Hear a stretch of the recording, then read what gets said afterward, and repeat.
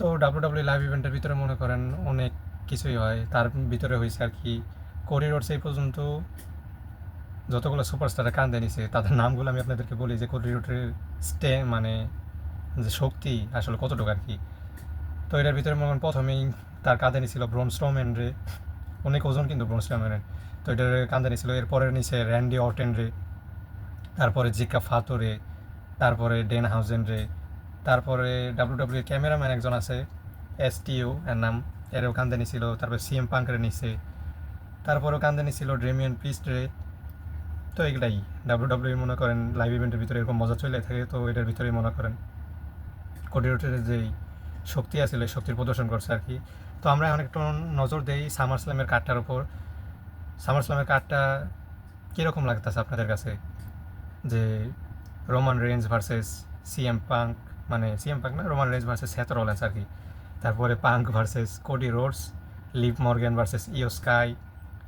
আর আমি যে ম্যাচটার প্রতি আর কি বেশি ইচ্ছুক এটা হচ্ছে hell in a cell match, Oba Femi versus Brock Lesnar. তারপরে triple threat tag team match আর কি, ট্যাগ টিম ম্যাচ করতে গেলে চলে Usos versus Royce Keys, Solo Sikoa আর এলএ নাইট। আর উসোসদের টিমের ভিতরে মনে করেন ব্লাড লাইনের মেম্বার থাকবো Jimmy Uso, Jey Uso, Jacob Fatu. তাদের ম্যাচটার ভিতরে আমি এতটা ইচ্ছুক না, মাছ ধরি ম্যাচ করতে গেলেই চলে, শুধু শুধু মনে করেন ম্যাচ কার্ডটা ফুল করাইছে আর কি। তো আরেকটা ম্যাচ হবো ইন্টারকন্টিনেন্টাল চ্যাম্পিয়নশিপের জন্য পেন্টা ভার্সেস চ্যাট কেবলের। তো ম্যাচটার ভিতরে কী হয় দেখা যাক, চ্যাট কেবল তার মোমেন্টাম পায় কি না। তো কেমন লাগতেছে আপনাদের কাছে এই ম্যাচ কার্ড, কমেন্ট করে জানাবেন আর কি। তো এরপর আমরা দেখব যে রোমান রেঞ্জ ভার্সেস সেথ রলিন্সের ক্যারিয়ারে তারা কয়টা ম্যাচ খেলছে। সর্বোচ্চ ম্যাচ খেলছে রোমান রেঞ্জ তার ক্যারিয়ারের ভিতরে 1381টা, আর সেথ রলিন্স খেলছে 2100 ম্যাচ। এর ভিতরে রোমান রেঞ্জের উইন হচ্ছে 1008টা। 1381 ম্যাচের ভিতরে 1008টা ম্যাচ উইন করছে রোমান রেঞ্জ। আর সেথ রলিন্সের 2100 ম্যাচের ভিতরে সেথ রলিন্স 1180টা ম্যাচ জিতছে আর কি।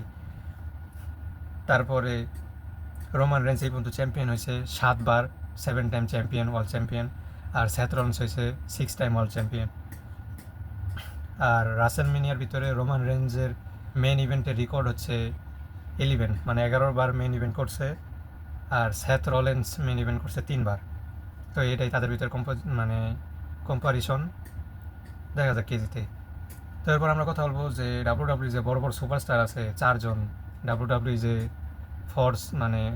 ফোর হর্সম্যান আর কি যাদেরকে বলে আর কি, Roman Reigns, CM Punk, Seth Rollins, Cody Rhodes. তো এক নজর দেখে নেই তাদের কন্ট্রাক্টগুলো কবে কবে শেষ হইব। রোমান রেঞ্জের কন্ট্রাক্ট শেষ হইব এপ্রিলের 2027-এ, মানে সামনের বছর এপ্রিল মাসে আর কি।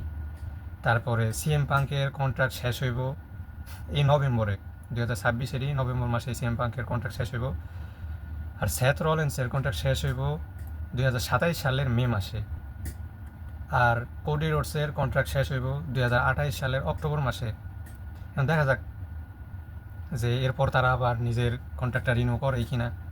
তো কোডি রোডস তো কইছিল যে তার এইবারের কন্ট্রাক্টই শেষ, সে এরপরে আর ডাব্লিউডাব্লিউর সাথে থাকবে না। এখন দেখা যাক Seth Rollins, CM punk, Roman range এদেরও তো মনে করেন অনেকটাই বয়স হয়ে গেছে। এখন তারা কি আর ডাব্লিউডাব্লিউর সাথে সংযুক্ত থাকে কি না। সেথ রলিন্সের নিয়ে তো এটাই আশা করা যে সে ডাব্লিউডাব্লিউর ক্রিয়েটিভের টিমের ভিতরে ঢুকবো, দেখা যাক কী হয়। এরপর আমরা কথা বলি যে ডাব্লিউডাব্লিউতে যখন ওই যে নাইট অফ চ্যাম্পিয়ন হয়েছিল, তো এটার ভিতরে স্যামি জান জিতার পর তার টি শার্টও ডাব্লিউডাব্লিউ বানাইছিল, আনডিসপিউটেড ডাব্লিউডাব্লিউ চ্যাম্পিয়ন, আর লেখা ছিল the last real good guy. তো এই টি শার্টটা কয়জন কিনছে বা কত বেশি সেল হয়েছে এটা জানা নাই। তো যারা যারা জানেন তারা জানাবেন আমারে। তো আপনারা ডাব্লিউডাব্লিউ যারা ভিডিও চান তারা লাইক কমেন্ট করবেন, শেয়ার করবেন, কমেন্টে লিখে দিবেন আপনার ফেভারিট সুপারস্টারের নাম, আমি জানতে চাই যে আপনারা কারা পছন্দ করেন। তো এটা বলে আমি বিদায় নিচ্ছি।